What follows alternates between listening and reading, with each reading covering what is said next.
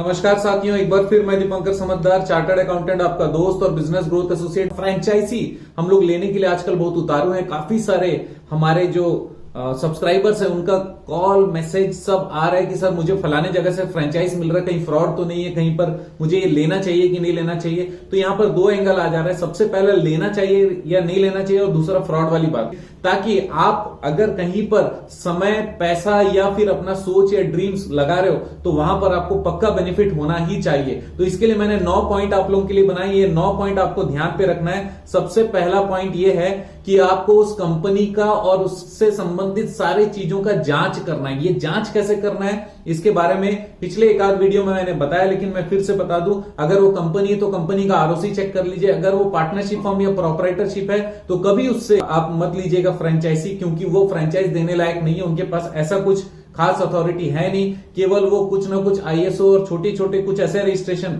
जिसके लिए उनको कोई एफर्ट नहीं लगाना रहता है, वो लेकर वो फ्रेंचाइज देने की कोशिश करते हैं। क्योंकि अगर कंपनी रहती है तो आप लीगली फाइट कर सकते हो, कंपनी के अलावा कोई होगी तो नहीं कर सकते हो। इसके अलावा जो पहला पॉइंट है उसमें जांच करने के दौरान आपको वेबसाइट चेक करना है। अगर कोई यूट्यूब चैनल है उसको देखिए कब से कितने दिन से चल रहा है, ये चेक कर लीजिए। उसके अलावा अगर कोई पब्लिक डोमेन में या फिर किसी गवर्नमेंट के डोमेन में अगर वो रजिस्ट्रेशन से संबंधित कोई और जानकारी आपको मिल सकती है तो फिर उसको भी क्रॉस वेरीफाई कर लीजिए। उसमें अगर डायरेक्टर्स और उसके बारे में इंफॉर्मेशन है तो उनके बारे में भी गूगल में सर्च कर लीजिए।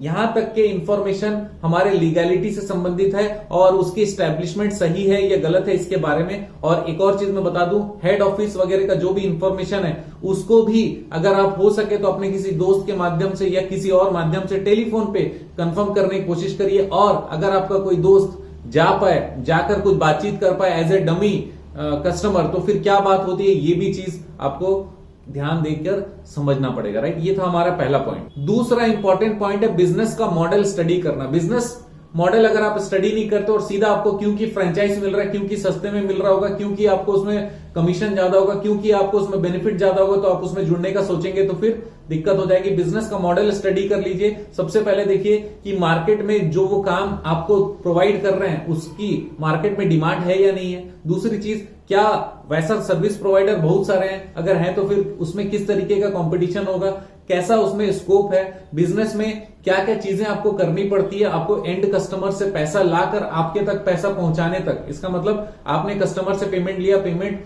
फिर वो कंपनी के अकाउंट में जाएगा या आपके अकाउंट में जाएगा, उसके बाद फिर आपके पास फाइनल इनकम कब आएगा, ये कंप्लीट मॉडल, उसका स्टेप बाय स्टेप अगर हो सके तो एक डायग्राम बना लो, बिजनेस मॉडल को स्टडी कर लो। वो मॉडल आसान है या फिर आसान हो या ना हो लेकिन डुएबल है कि नहीं, किया जा सकता है कि नहीं जा सकता है, राइट। ये चीज आप सेकंड पॉइंट में देखिए। तीसरा इंपॉर्टेंट पॉइंट है इन्वेस्टमेंट नीडेड। अब पैसे की बारी आती है, आपको लगे कंपनी भी ठीक है, मॉडल भी ठीक है, तो इन्वेस्टमेंट कितना चाहिए, पैसे कितने चाहिए, कब कब चाहिए और किस कारण से चाहिए, क्या वो रिफंडेबल है या फिर वो रिफंडेबल नहीं है, ये सारा इंफॉर्मेशन आप उसमें चेक करिए, राइट। चौथा इंपॉर्टेंट पॉइंट है रिटर्न। रिटर्न का मतलब इनकम कैसे आएगा, किस रेशियो में आएगा, कितना टर्नओवर पे कितना इनकम आएगा, कितना आपका सर्विसेज या आपका प्रोडक्ट का भी हो सकता है फ्रेंचाइजी या फिर सर्विसेज का हो सकता है, लोन कंपनी का हो सकता है, किसी भी चीज का हो सकता है। तो आपको इनकम कैसे मिलेगा, उसकी फ्रीक्वेंसी क्या रहेगी, अगर आपका डील क्लोज करना है तो मंथ खत्म होने के बाद कितने दिन में मिलेगा या फिर वीकली मिलेगा, कैसे मिलेगा, इसके बारे में आपको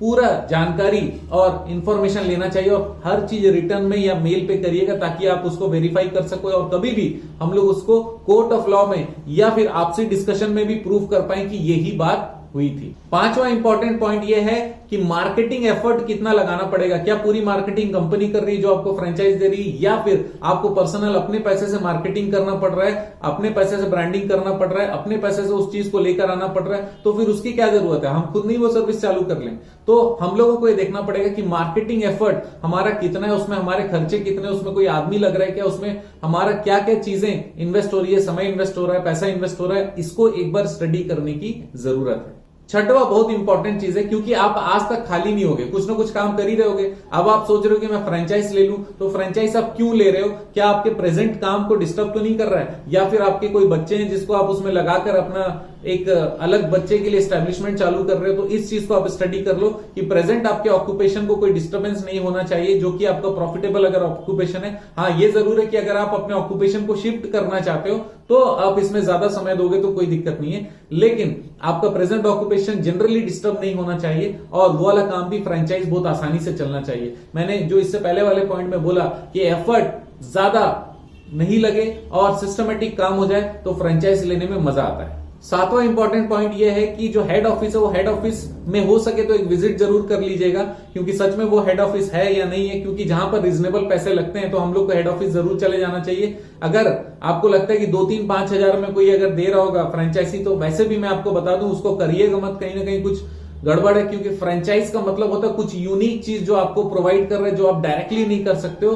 केवल आपको वो उस यूनिक चीजों को करके उसके सॉफ्टवेयर या उसके पूरे सिस्टम को ऑटोमेट करके आपको देता है इस्तेमाल करने का अधिकार, और आप उस ऑटोमेशन, उस टेक्नोलॉजी या फिर उस प्रोडक्ट को आप स्पेशली सेल करते हो जो कि आप नॉर्मली नहीं कर सकते, और उसका पूरा टेक्निक, उसका ट्रेनिंग सारा कौन प्रोवाइड करता है? वो कंपनी प्रोवाइड करता है। तो वहां पर एक रीजनेबल पैसे हमेशा लगते हैं। कोई भी फ्रेंचाइज आप ले लीजिए, 50,000 से कम में अगर फ्रेंचाइज दे रहा है तो बहुत ज्यादा डाउटफुल है, और मुझे ऐसा लगता है कि उस केस में आपको ज्यादा सोचने की जरूरत है, और हो सके तो सोचो भी मत। आठवां इंपॉर्टेंट पॉइंट है, ऑनलाइन में लोग बहुत ज्यादा फोन करते हैं कि सर तुरंत पैसा डाल दीजिए, इस चीज के लिए डाल दीजिए, फिर आपको ये मिल जाएगा, वो मिल जाएगा, देखो ये आपका डेमो वाला लेटर है, इस डेमो लेटर में देखो ऐसे दूसरे को फ्रेंचाइज दिया जाता है, वैसे ही आपको भी दिया जाएगा, ये किया जाएगा, वो किया जाएगा। आपसे 1,000, 2,000, 1,500, 3,000 ऐसे छोटे छोटे अमाउंट मांगेंगे जिससे आपको देने में असुविधा ना हो, और आप तुरंत दे देंगे। जैसे ही आप दे देंगे तो अगला पैसा मांगेंगे, अदरवाइज वो आपसे बात करना बंद कर देंगे, क्योंकि वो फ्रॉड हो सकते हैं नहीं।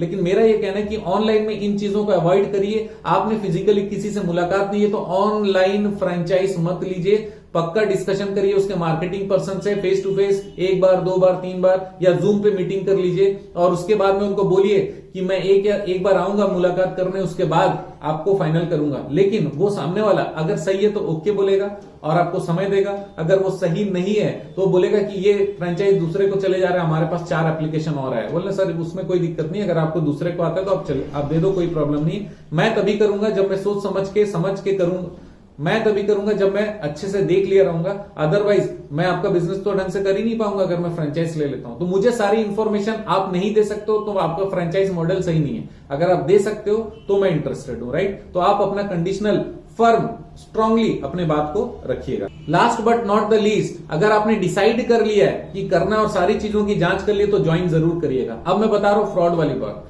फ्रॉड वाले केस में मैक्सिमम जगह पे लोगों के पास अथॉरिटी नहीं होती, उनका पहला दूसरा पेपर देखकर ही आप समझ जाओगे कि फर्जी है, और लेकिन आपका दिल मानने को तैयार नहीं होता है, तो भैया आप मान जाओ कि वो फर्जी है। जब उसमें कुछ ना कुछ गलतियां निकल जाती है, मेरे कुछ वीडियोस भी फ्रॉड के ऊपर बने हुए हैं, कुछ लेटर्स और जो कम्युनिकेशन उन लोग करते हैं उसके ऊपर बने हुए हैं, और मैं आगे भी कंटिन्यू बनाता चला जाऊंगा। आप लोगों से एक छोटा सा रिक्वेस्ट है कि आप कमेंट में जरूर डालिए कि आप कैसे वीडियोस चाहते हैं और कहां कहां पे आपको असुविधा होती है, कौन सी चीज पे मैं आपको बताऊं तो आपको मजा आ जाएगा और आपका काम बन जाएगा। क्योंकि आप जानते हैं ना, मेरा मिशन है हमेशा आप लोगों की मदद करना और समय पर सारी जानकारी देना। बने रहिएगा मेरे साथ, आपका दिन जबरदस्त और शुभ हो।